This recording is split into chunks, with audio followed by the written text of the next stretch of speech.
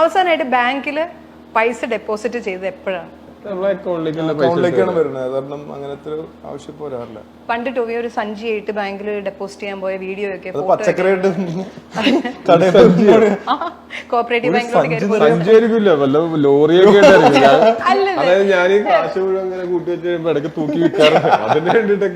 അതല്ല, അതില് കമന്റ് ഉണ്ടായിരുന്നു സോഷ്യൽ മീഡിയയില്, സിമ്പിളായി സഞ്ചിയിൽ കാശുമായി പൈസ ഡെപ്പോസിറ്റ്.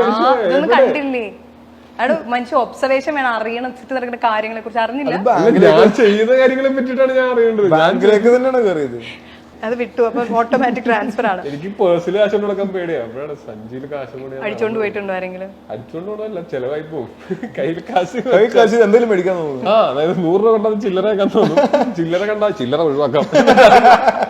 രണ്ടാണെങ്കിലും പ്രശ്നമാണ്. പിന്നെ ഇനി അവസാനമായിട്ട് ഓട്ടോയിൽ കയറിയത് എന്നാണ്? മഞ്ഞുമൽ ബോയ്സിന്റെ പ്രൊമോഷൻ ഉണ്ട്. ഞങ്ങളിവിടെ ചെന്നൈയിൽ ചെന്നപ്പോ അവിടെ കോമഡി ആയിരുന്നു ആക്ച്വലി. അല്ലെന്നേ, ഞങ്ങള് മറ്റേ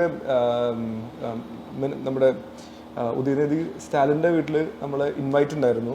അപ്പൊ നമുക്ക് അവിടെ പോകാനുള്ളൊരു അവസരം ഉണ്ടായി. നമുക്ക് അവിടെ പോകാൻ വേണ്ടി നിൽക്കുന്നു. അപ്പൊ 4:30 അവിടെ നമുക്ക് അവിടെ എത്തണം.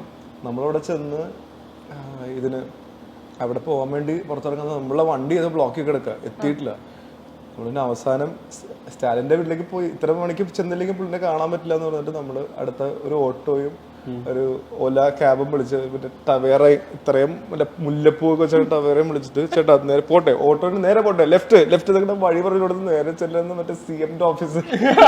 അയാൾ മറ്റേ സാർ നിങ്ങൾക്ക് ആരും സാർ കുറെ മറ്റേ പട്ടാളക്കാർ പോലത്തെ ആളുകളൊക്കെ നിൽക്കുന്ന മിസ്റ്റേക്ക് ഉണ്ടാക്കിയിട്ട് അതിന്റെ ഇടയിൽ കൂടി ഞങ്ങൾ നടന്നു അവിടെ കിടന്നു. അത് കഴിഞ്ഞ ഓട്ടോ തന്നെ കേട്ടിട്ട് ചേട്ടാ അടുത്തത് കമൽ സാറിന്റെ വീട്ടിലേക്ക്. അപ്പൊ അവര് പിന്നെ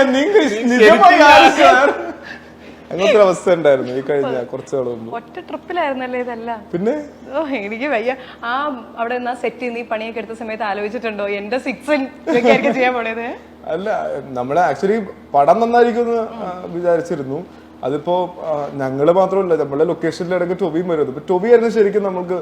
അതാണ് നേരത്തെ ടോബി പറഞ്ഞില്ലേ, ശരിക്കും ഇതൊരിക്കലും ഒരു റേസ് അല്ല. നമ്മൾ മറ്റേ എല്ലാവരുടെ നമ്മൾ ചെയ്യുന്നത് ഒരു ഇൻഡസ്ട്രിയിൽ വർക്ക് ചെയ്യുന്ന ഇത്രയും ആൾക്കാരാണ്. അപ്പോൾ ടോബി നമ്മളുടെ ലൊക്കേഷനിൽ വന്നിട്ട് നമ്മുടെ മെയിനായിട്ട് പറയുന്ന പരിപാടി സൗബിന്റെ അടുത്തൊക്കെ ആദ്യം തന്നെ ഇത്രയും വലിയൊരു ഈ പടം നിങ്ങൾ ഇത്ര ചെറിയ സ്കെയിലിൽ ഒരു മലയാളം കുഞ്ഞു പടം എന്നുള്ള രീതിയിൽ നിങ്ങൾ കൊണ്ട് പിടിക്കരുത്. ഇത് നിങ്ങൾ വലുതാക്കി ആൾക്കാരെ കാണിക്കണം. നമ്മൾ തെലുങ്ക്, തമിഴ്, ഹിന്ദി, കന്നഡ എല്ലാ ഭാഷയിലേക്കും നിങ്ങൾ അങ്ങനെ ഡിസ്ട്രിബ്യൂട്ട് ചെയ്യണം എന്നൊക്കെ പറഞ്ഞ്. അപ്പോൾ അല്ല, നമുക്കേ അത് പറ്റും. ഇങ്ങനത്തെ ഒരു സിനിമ അവിടെ കാണും, ആൾക്കാർ കാണുമെന്ന് പറഞ്ഞ് ഏറ്റവും ആദ്യമായിട്ട് ഇവരുടെ നമ്മളെല്ലാവരുടെയും തലയിലേക്കുള്ള ഒരു ഐഡിയ തന്ന ആള് ടോബിയാണ്. അപ്പോ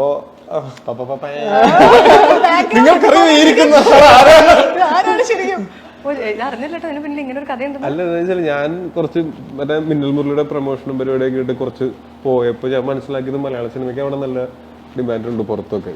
നമ്മുടെ ഡിസ്ട്രിബ്യൂഷൻ നെറ്റ്വർക്ക് ഒന്ന് പ്രോപ്പർ ആയി കഴിഞ്ഞാൽ, പ്രത്യേകിച്ച് എനിക്ക് ആഗ്രഹം ഉണ്ടായിരുന്നു മഞ്ഞുമൽ പോലത്തെ ഒരു സിനിമയ്ക്കാണ് ആദ്യം ചെന്ന്. അപ്പൊ ഇപ്പൊ ഈ വർഷം ഇറങ്ങിയ സിനിമകളൊക്കെ അടിപൊളിയാണ്.